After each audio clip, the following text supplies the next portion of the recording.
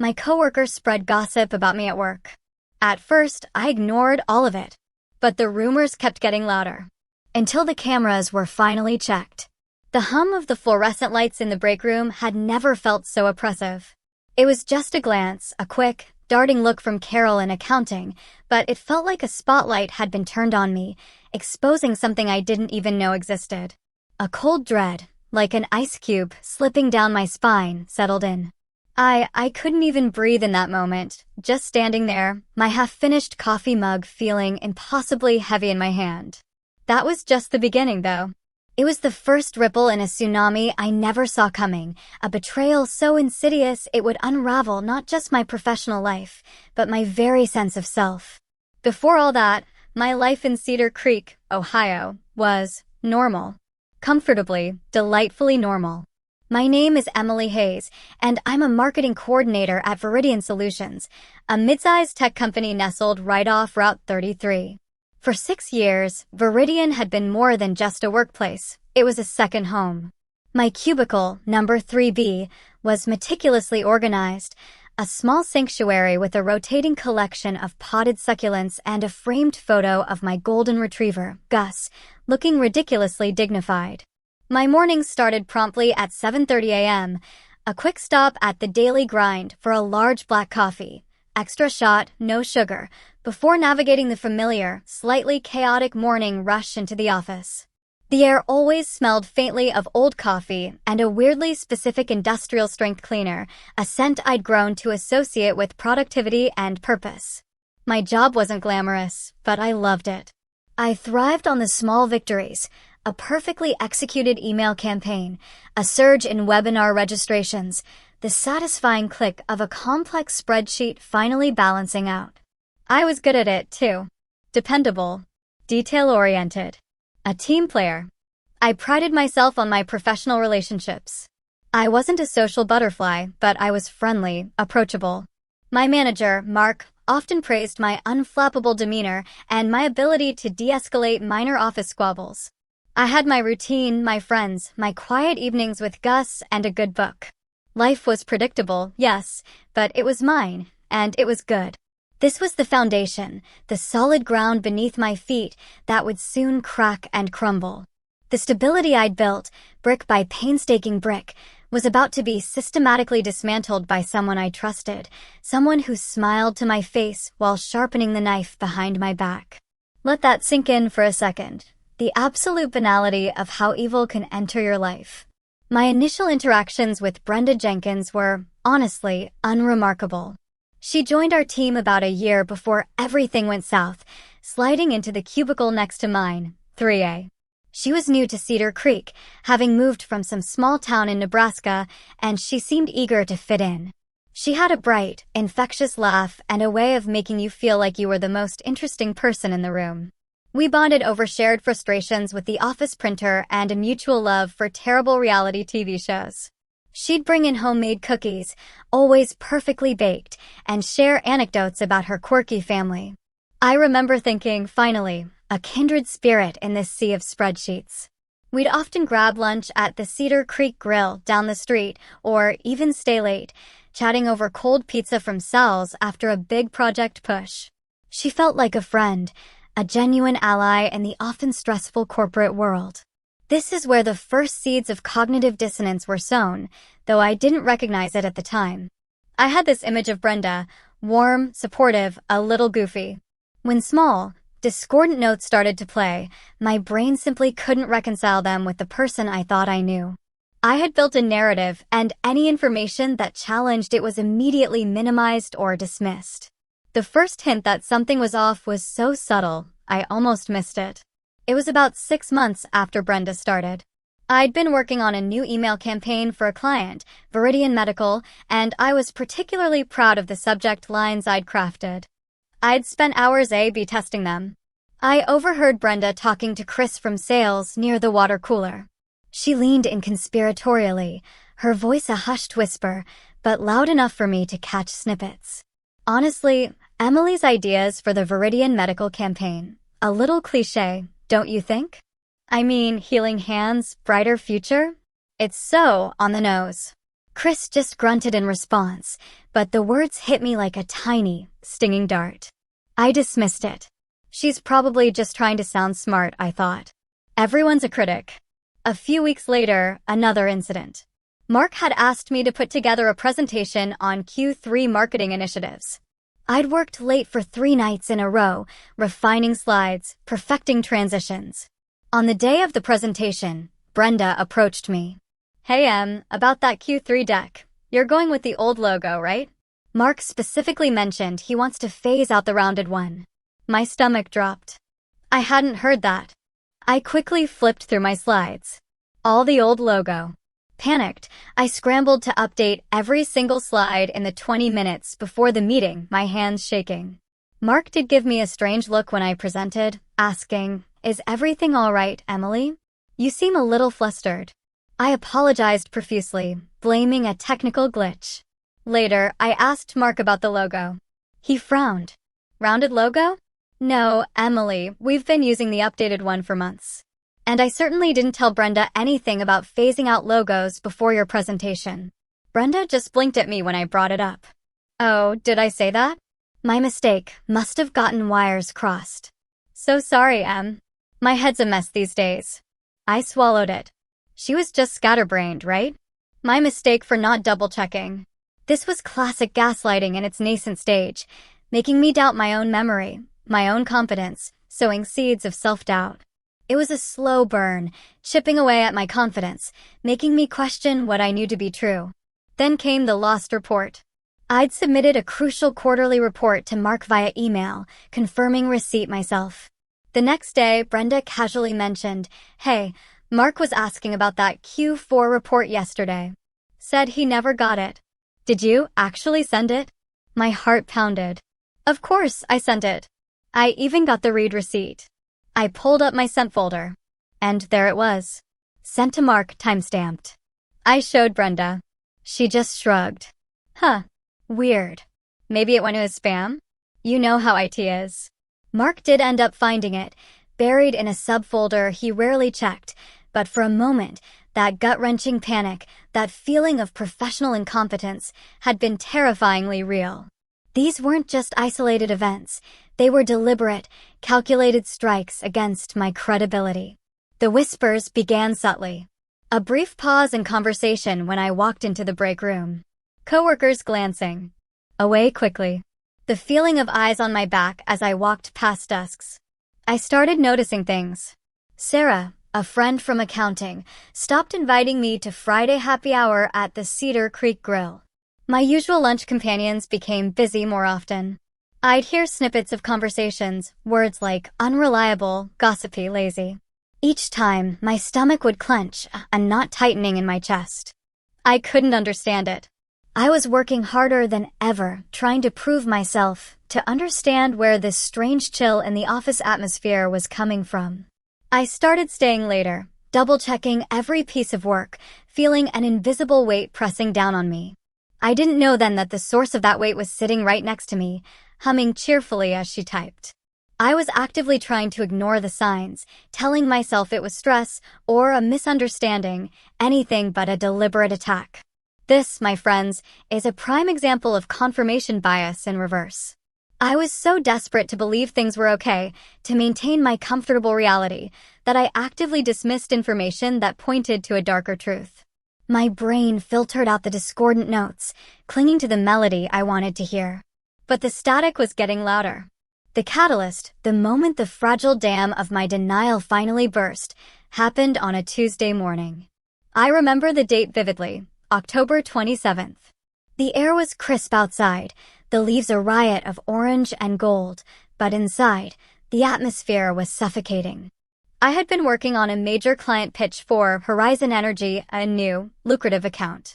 Mark had entrusted me with lead on the creative strategy, and I was pouring everything into it.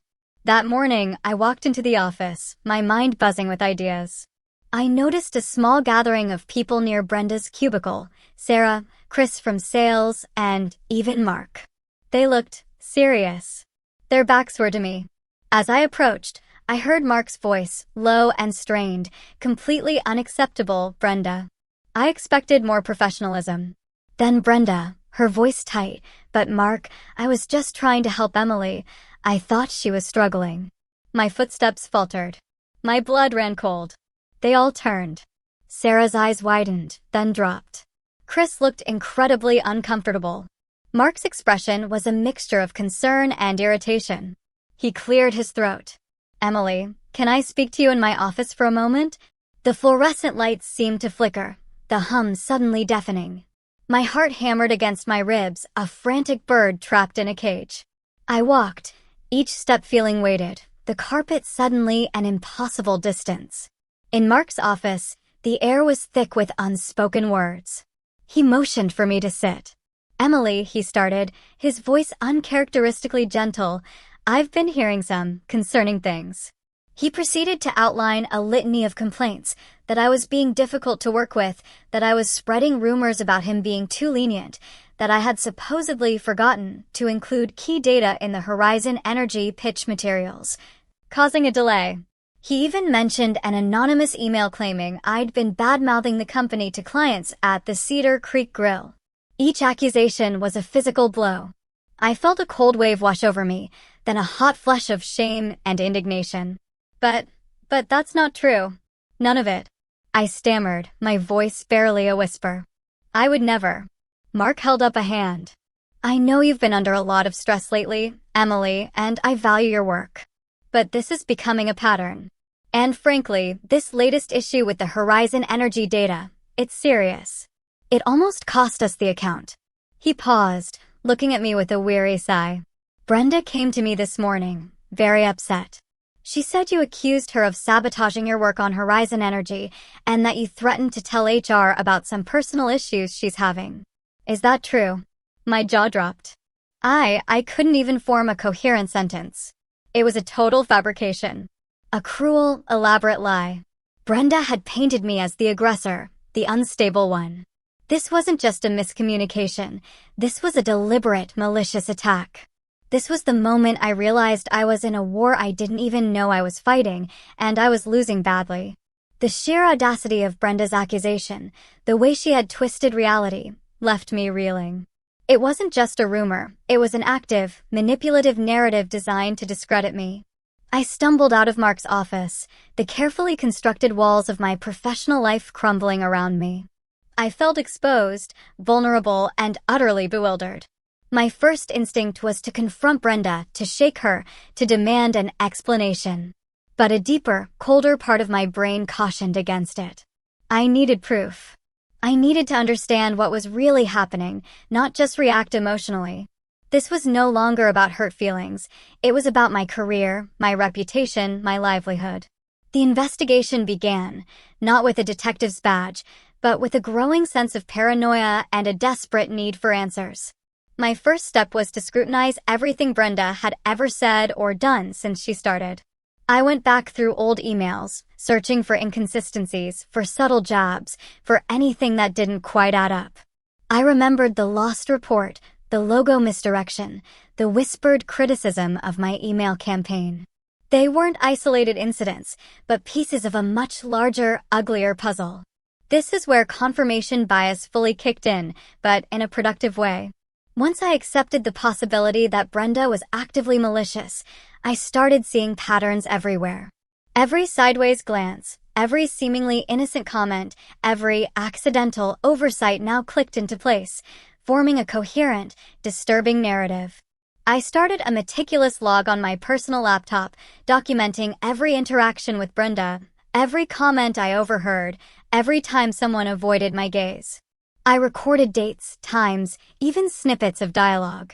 It felt obsessive, but I knew I couldn't trust my memory anymore.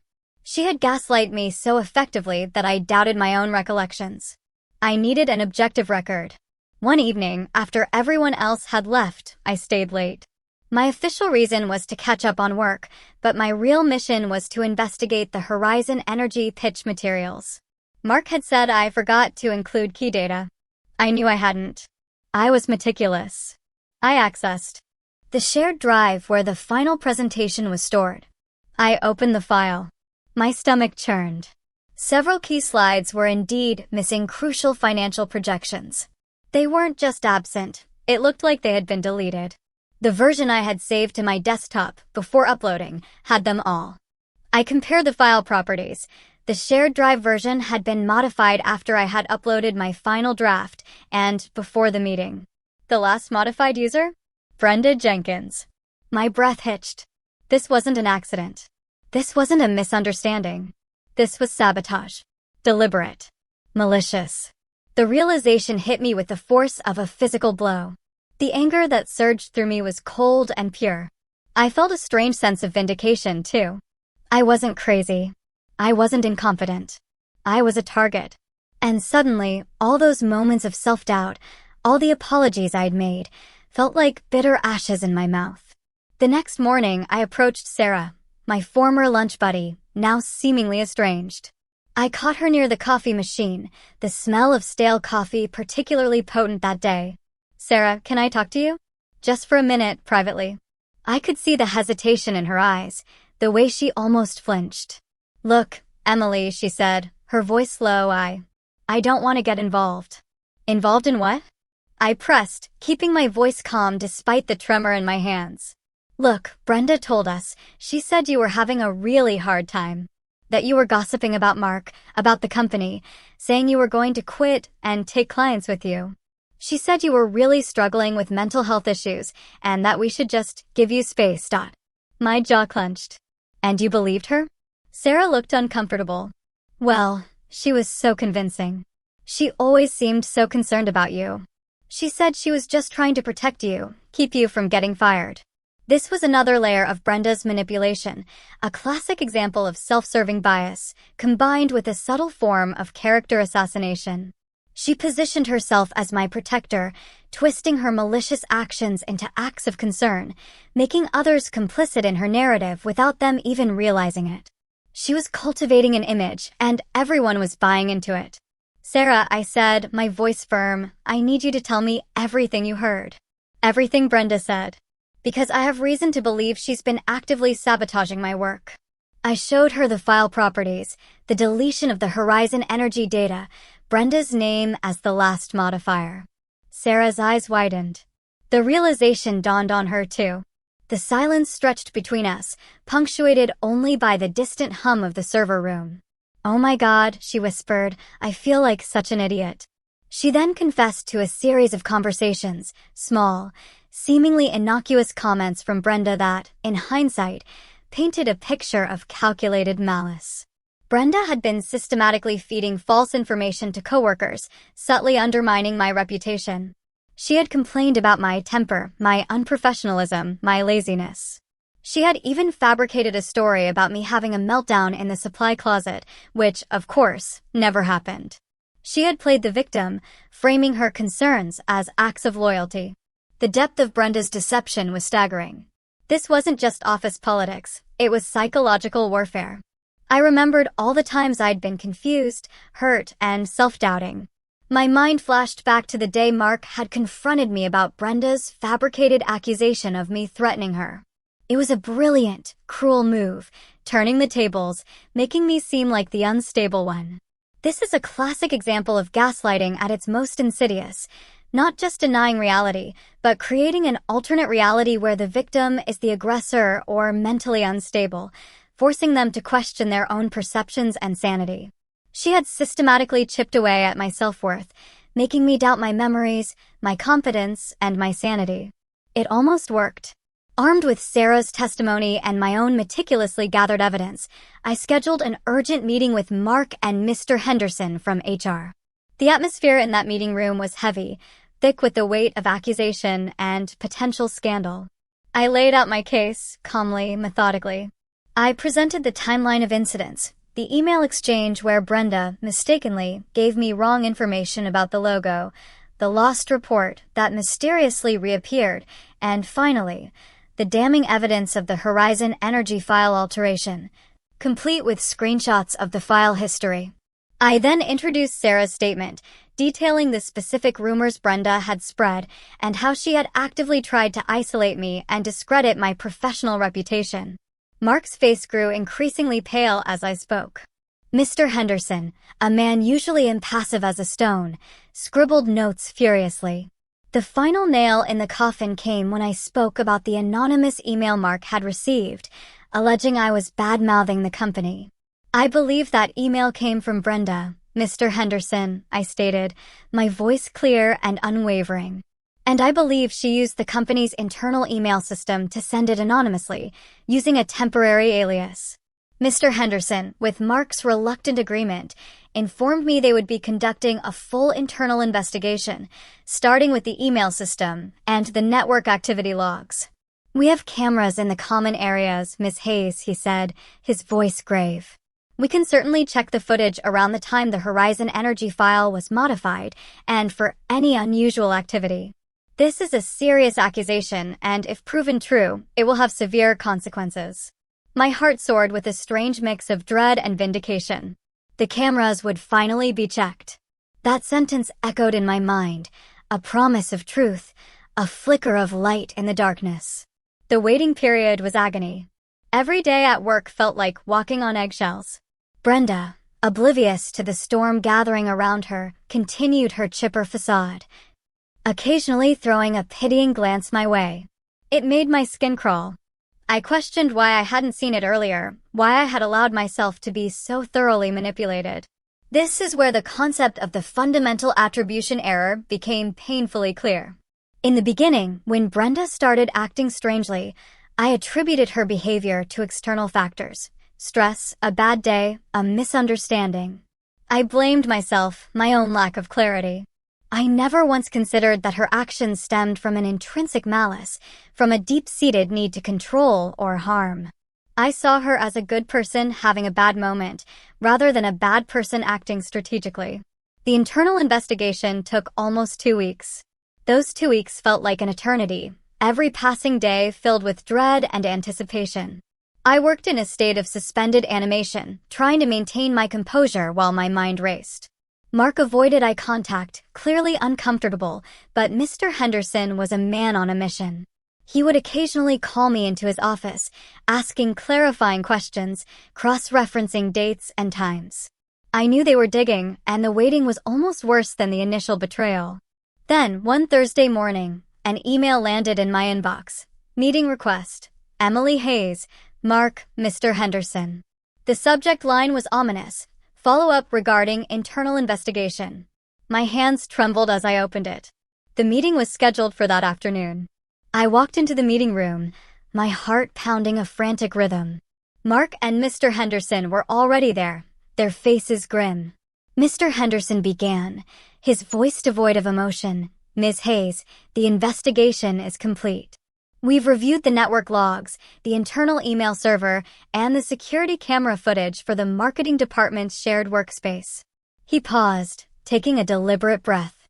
"The footage from October 27th, the day the Horizon Energy pitch materials were altered, clearly shows Ms. Jenkins accessing your computer while you were away from your desk during a short break. It shows her navigating through your files and then accessing the shared drive to upload the modified presentation. We have timestamps and visual confirmation." A wave of relief, so potent it almost buckled my knees, washed over me. It was real. I wasn't crazy. I wasn't imagining things. The proof was undeniable. Furthermore, Mr. Henderson continued, "We tracked the anonymous email sent to Mark regarding your alleged comments about the company. It was sent from an IP address within the building, traced back to Ms. Jenkins' work computer, using a temporary email alias she created." He then detailed how they had interviewed Sarah and other coworkers, cross-referencing their accounts of Brenda's gossip and false narratives. Ms. Jenkins systematically engaged in a pattern of slander, sabotage, and professional misconduct, attempting to undermine your reputation and damage your career, Ms. Hayes. Her actions constitute gross insubordination and a severe breach of company policy. Mark, finally looking me in the eye, said, "Emily, I am so incredibly sorry. I should have listened to you. I should have seen through it."